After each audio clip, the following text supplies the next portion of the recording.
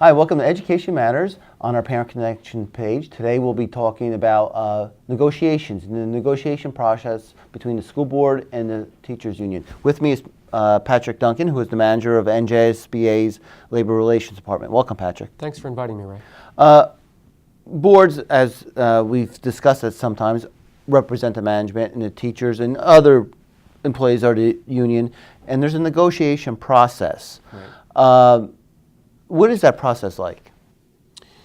Just to rehash a little bit, but the board has an obligation to negotiate under New Jersey law over the terms and conditions of employment. So that's salaries, fringe benefits, work time, those sorts of issues. So typically it's once every 3 years.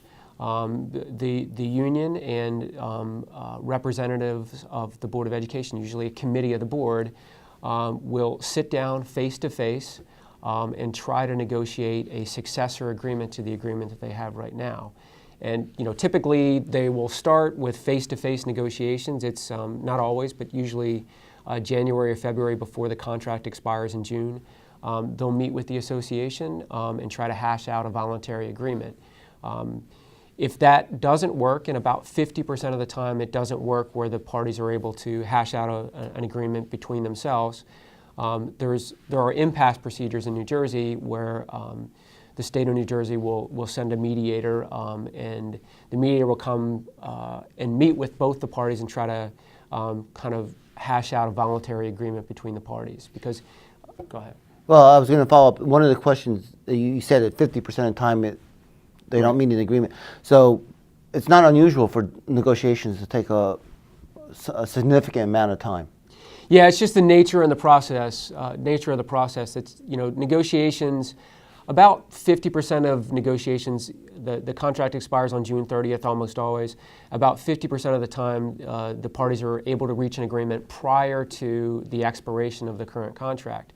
But once you get past that July 1st date, the parties, they still have a contract. They're still working under the contract that expired, but they continue to negotiate, often with the help of the state, to try to reach an agreement after that. Most districts reach an agreement not too far after that July 1st date. But sometimes those negotiations can drag on for another year, and in some circumstances another couple of years. You said when it's a contract that expires that they're still working under that contract. So there's always I'm not going to say it, a misnomer that we're working without a contract. You still have a contract in place, technically. Right. The board is still obligated to follow the terms and conditions that they've negotiated with the association. So if there's a provision in the contract that says the work days is going to be 7 hours and 10 minutes for the teaching staff, the board just can't say on July 2nd, you know what, we're going to change that to 8 hours.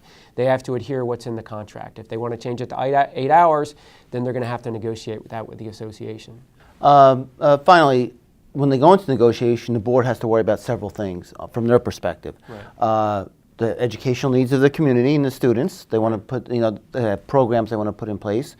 The ability of the community to support it if property taxes are an issue, which it is in most communities. And also they have a cap. A cap. Could you explain how the cap works in negotiations?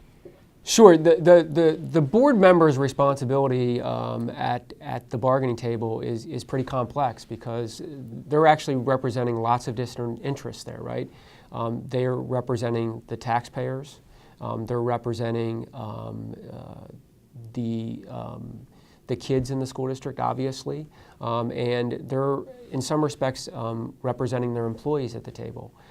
So they're trying to balance all those interests. And they're having to do that within a context where there's a 2% tax levy cap. And so obviously that's a levy on the amount of that they can raise the tax levy to support whatever educational programs that they want to accomplish over the next couple, 3 years. So it's not 2% on the tax levy cap, not on the entire spending. So it's even... Yeah, and for certain technical reasons, oftentimes the school district could raise the tax levy by 2%, and that would not result in an increase in revenue of 2%. Okay. Well, thank you, Pat. I hope you enjoyed this portion of NJSBA's Education Matters and found it useful. Thank you.